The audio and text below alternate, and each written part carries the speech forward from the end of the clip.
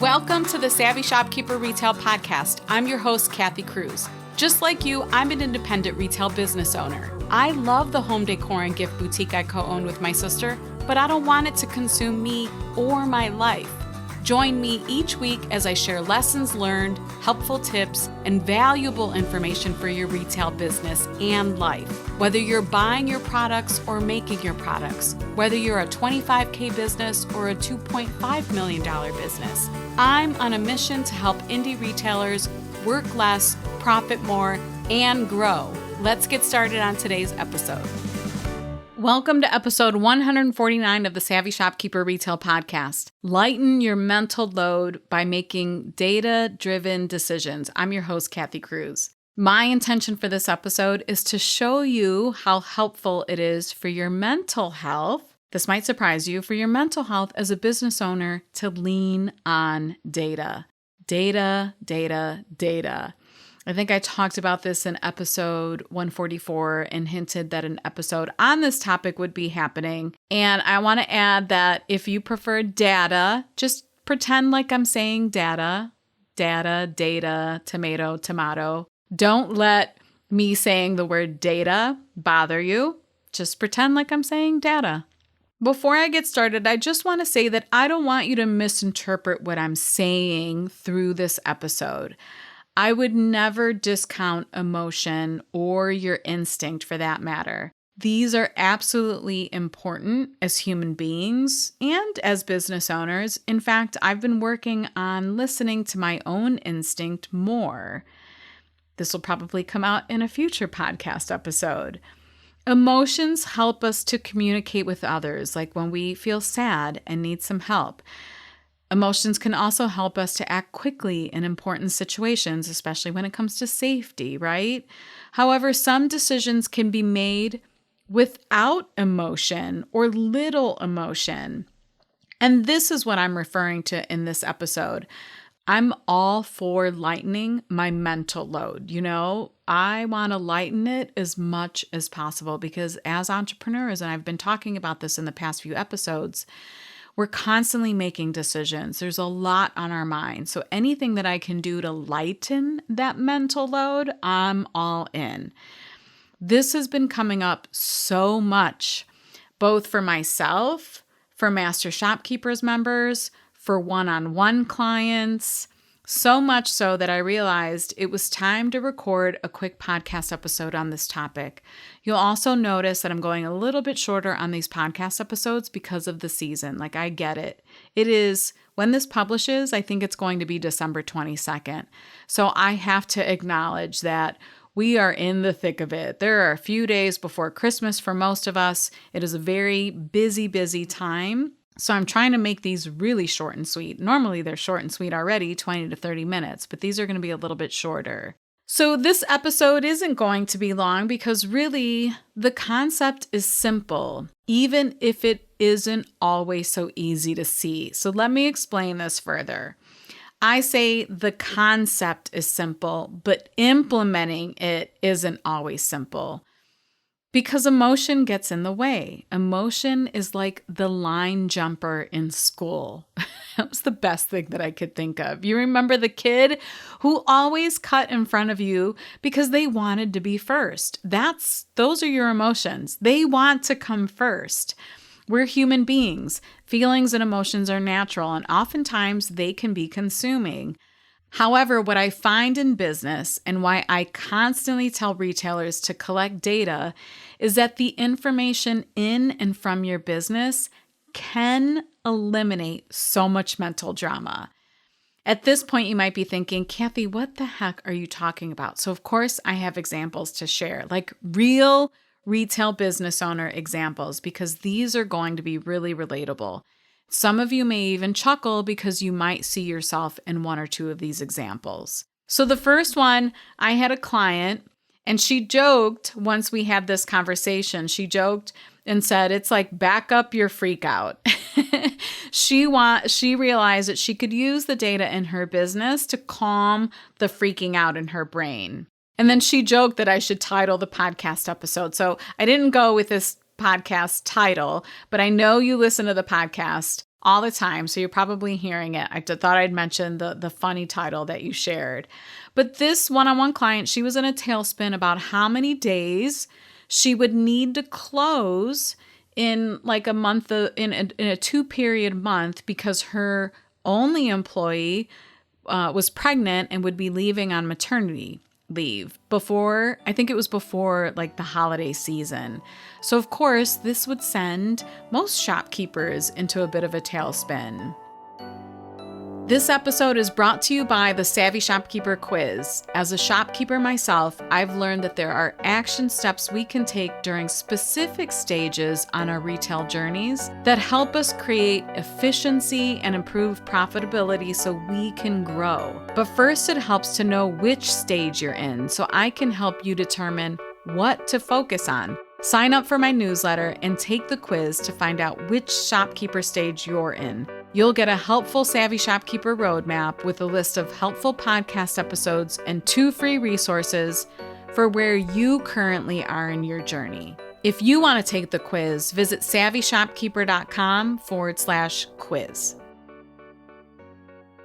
And I had asked her, well, how many days are you really genuinely concerned about? How many days can't you work, or how much of a gap, I guess I should say, would there be once this employee had her beautiful baby? And this one-on-one client said, I don't know. I said, well, have you pulled out a calendar? Have you looked at the number of days that would be required for you to fill in or for you to close if you just couldn't work them and you couldn't find someone else to work the store? And once she actually sat down and looked at the calendar and started filling in the calendar with the dates, she realized there were very few days. In her mind, she felt like she would have to close all 2 months. And when she looked down, I think it was like 3 days maybe that she would have to close and would have to like let her customers know that she wouldn't be open. That's the first example. The second example is a one-on-one client who kept telling me, our website views are down. Our sales are down. We did way better last year. I need to completely redo, this is what she said, I need to completely redo our branding and everything about our business. I might be exaggerating here, but I have to redo all of our branding. I'm going to have all of our website done. We're just not getting the number of orders we got last year. And I said, well, what are the numbers? She had not looked. And when she looked and came back the following week for our one-on-one coaching call, she chuckled and she said, our numbers are up. I had no idea. So were they up drastically? No. But were they up? Yes. And all of a sudden, the mental load and the mental drama in her head about her whole website needing to be redone and everything getting rebranded went away, like immediately went away. Another example are sales revenue numbers. This happens all the time. So I don't have a particular shopkeeper that I can share a story about. There are probably hundreds, but this comes up all the time where we think we're down. And who knows what causes that emotion in us? Maybe it feels like less foot traffic in our store, whatever it may be, but this happens a lot. And when I ask a shopkeeper, tell me, based off of your numbers, are you up or down? And they go and they compare this year's numbers to last year's numbers. I can't tell you how many people have come back and said, I'm actually up, or I'm up a lot. So don't let your emotion or what you're feeling through your business determine what's actually going on. Go look at those numbers.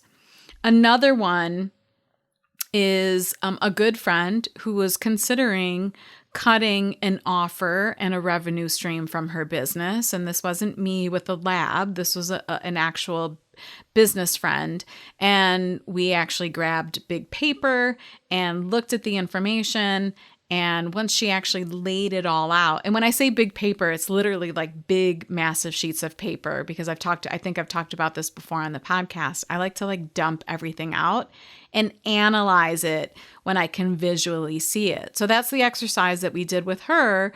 And she realized, she knew her gut was telling her she needed to eliminate this. But once she actually got all of the data out onto paper and took a look at it, she was able to make a decision that, yes, this is definitely something that I need to cut. Another really good example is I did a hot seat coaching session in Master Shopkeepers. I do this usually 2 to 4 times a month. The Master Shopkeepers members can fill out an application. One thing that they're stuck on, it could be mindset, it could be, an actual, a business decision. And they fill out the application and then we get on Zoom for 30 minutes. This particular shopkeeper, she said that she felt like she was playing small and that she was making decisions, particularly ordering decisions, based off of running a smaller mindset business. So one example that I can share that this shopkeeper was doing is she was constantly reordering bags, shopping bags for her store. It was every 200 bags she was ordering. She felt like it was just too much. And when you think about that, if you're paying any kind of ordering fee, if you're paying shipping every time, that all adds up. So when I asked her, well, how many transactions do you conduct in your store? Not your website where you're shipping, but how many transactions do you conduct in your store? And when she looked at the numbers, she realized she generates around 3,000 transactions in her store. So if she's ordering 200 bags at a time, that means she's reordering bags 15 times, right? If I did the math correctly, 15 times throughout the year in her store. If your store has been open for years, you're going to be open another year, why aren't you ordering bags you could do one time for sure, twice a year. Why don't you consider ordering 1,500 bags at a time? It's twice a year and it's less work, less effort, less mental load on you. Again, these are just examples that I want to share. So that's what I mean by leaning on your data, using the data in your business to make decisions. It could be the same thing with social media marketing when you look at your metrics. It could be the same thing with your profit margin when you look at your profit and loss statement. I could share hundreds of examples where a retailer can use their data to make decisions on their business. This episode is brought to you by my free resource, Tools of the Retail Trade Resource Guide, a 28-page downloadable resource filled with software, tools, and equipment recommendations just for brick-and-mortar retail store owners. Learn what I use and what other store owners are using. Visit savvyshopkeeper.com/resources. That's savvyshopkeeper.com/resources and sign up for my newsletter to get the guide. So you see, if we have the data to work with, analyze, and use, this makes decision-making so much easier. What can you start tracking today? These are my questions to you based off of the content that I'm sharing or what I'm sharing here in this episode. What can you start tracking today? What system can you implement so you can start collecting data? What process can you set up for yourself so you can easily make decisions? This is my challenge to each of you in 2023. I think I have another podcast episode coming out at the end of the year, but we're so close to the new year. So this is my challenge to you for the new year, because we all deserve a lighter mental load. If you want to see the show notes to this episode or find links to anything I mentioned, visit my blog at savvyshopkeeper.com/episode 149. That's savvyshopkeeper.com/episode 149.